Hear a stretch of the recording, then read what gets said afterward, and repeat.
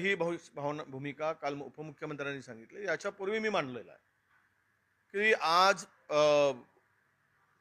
राहुलजी म्हणतात त्याप्रमाणे एकदा सेन्सस झाला की लोकसंख्या कळेल कोणाची किती लोकसंख्या आहे.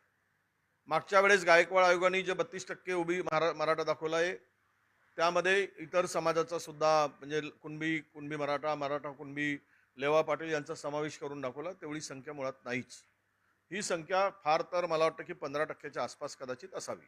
अनेकांनी ते घेतलं आहे. ते जरांगे पाटीलही सांगितलं अनेकांनी ते का कुणबी प्रमाणपत्र आहे त्यामुळे फार काही कमी लोक राहिलेत वगैरे. अशा स्थितीमध्ये आपण शेड्यूल कास्टला आपण 13% देतो, शेड्यूल ट्राईबला 7% आणि ओबीसीला एकूण 30% म्हणजे विजयंती घेऊन 30% असे 50% आरक्षणाच्या मर्यादा आहे. आणि आत्ता समाजाची आमच्या संख्या ही साधारणतः 75 ते 80%च्या घरात आहेत तीनही कॅटेगरी मिळून. उरले 20%. 20%मध्ये मराठा आहे, शीख आहेत, जैन आहेत, मारवाडी आहेत, गुजराती आहेत आणि फार छोट्या छोट्या ब्राह्मण आहेत, फार छोट्या छोट्या जाती आहेत.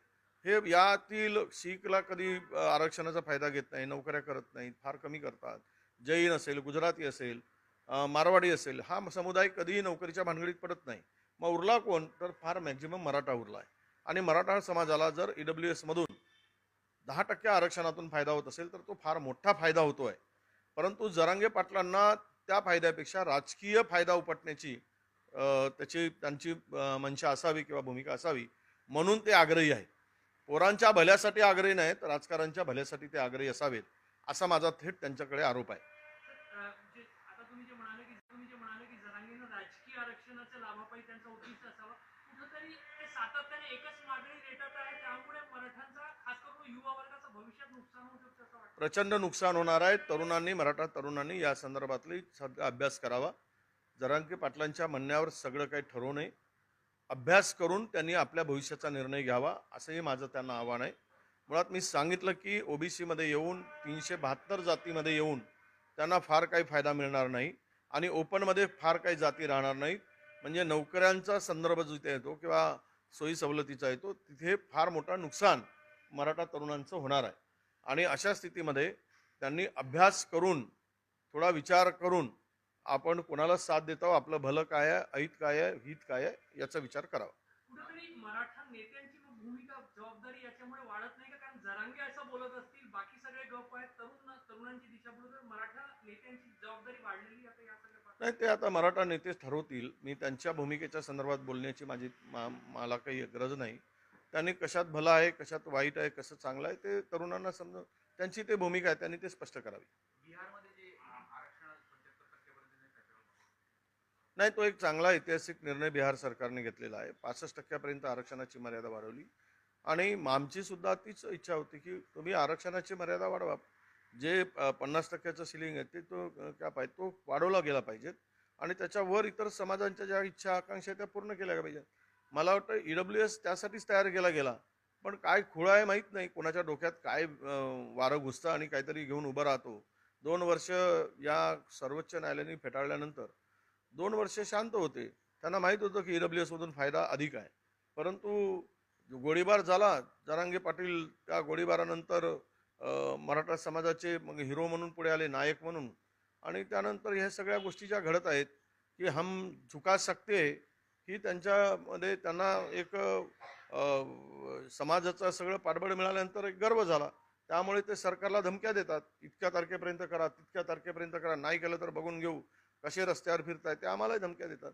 अर्थात हे धमक्यांनी प्रश्न सुटणार आहेत का हे जरांगे पाटलांना कळलं पाहिजे.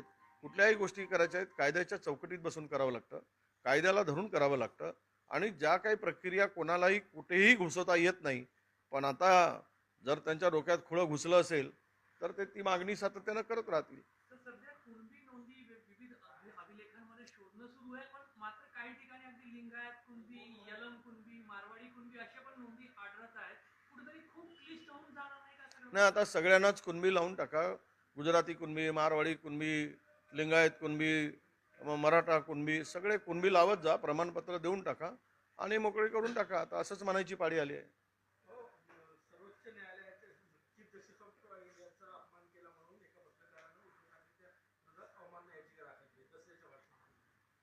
मला माहित नाही, तेव्हा म्हणणं याची का कोणाला काय वाटतं ते करत असतात, त्यातलं तपासून कायदेशीर आहे त्याचं उत्तर कायदेशीर उद्धव ठाकरे देतील. त्यामध्ये मी काय फार काही त्यात ऐकलं नाही.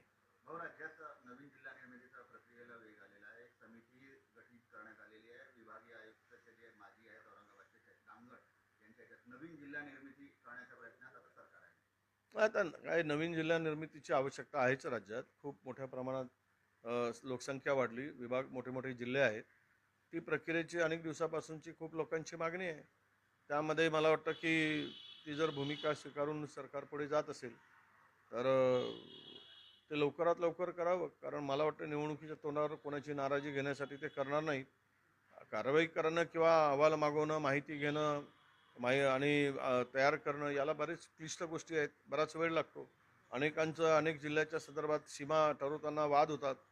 या सगळ्यामध्ये एकमत होणंही फार महत्त्वाचं असतं, नाहीतर नवा उद्रेक तयार होण्याची शक्यता असते.